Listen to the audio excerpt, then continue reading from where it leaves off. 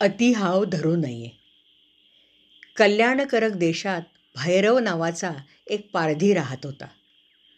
तो एकदा धनुष्यबाण घेऊन शिकार शोधत शोधत विंध्य पर्वतावर गेला. त्यानं तिथं हरणाची शिकार केली. मेलेल्या हरणाला खांद्यावर टाकून तो घरी निघाला.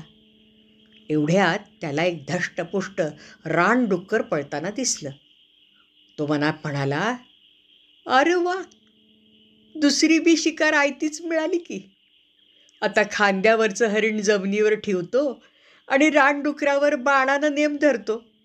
वा, आता रानडुकराचं चविष्ट मांस खायला मिळणार. मग पारध्यानं नेम धरून रानडुकराला बाण मारला. तो डुकराला लागलाही, पण ते लगेच मेलं नाही. वेदनेमुळे चिडून त्यानं धावत जात पारध्याला जोरदार धडक दिली. आपले टोकदार सोळे त्यानं पारध्याच्या अंगात खुपसले. पारध्याला ते अनपेक्षित होतं. तो धाडकन जमिनीवर पडला. डुकरानं पुन्हा मुसंडी मारून पारध्याच्या पोटात सोळे खुपसले. पारधी बिचारा मरून गेला आणि बाणामुळे रक्तबंबाळ झालेलं रानडुकरही तिथेच मरून पडलं. डुक्कर मरताना जमिनीवर नाचलं, लोळलं, तेव्हा त्याच्या पायाखाली अंगाखाली चिरडून वाटेने जाणारा एक सापही मेला. त्याच वेळी एक दीर्घरव नावाचा कोल्हा काही खायला मिळेल या आशेनं इकडे तिकडे भटकत त्याच ठिकाणी आला. बघतो तर काय, शिकारी पारधी, एक रानडुक्कर, एक हरिण आणि एक साप तिथे मरून पडलाय. त्याला आनंद झाला. तो मनात म्हणाला, वा वा वा वा, आज माझं भाग्य फळफळलं म्हणायचं. कधी कधी अनेक दुःख भोगावी लागतात, तशी अकस्मात सुखही लाभतात. आज मला भरपूर मेजवानी मिळणार, हे 4 प्राणी खायला मिळणार. पण हे सगळं मांस एकाच दिवसात संपवण्यात अर्थ नाही.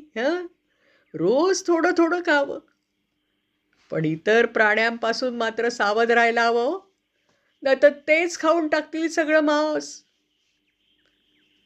मग कोल्ह्यानं सगळे प्राणी ओढत ओढत झुडपाआड लपवले.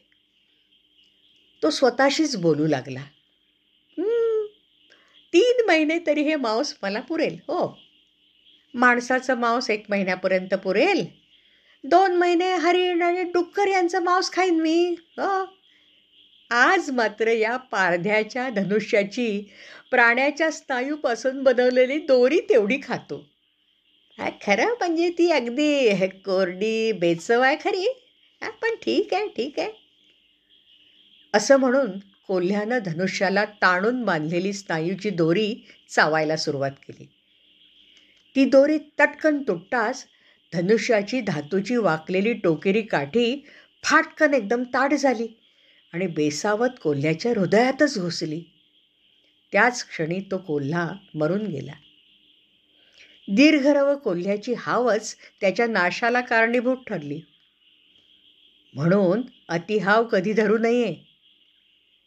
तर मित्रांनो, भेटूया पुढच्या कथेच्या वेळी.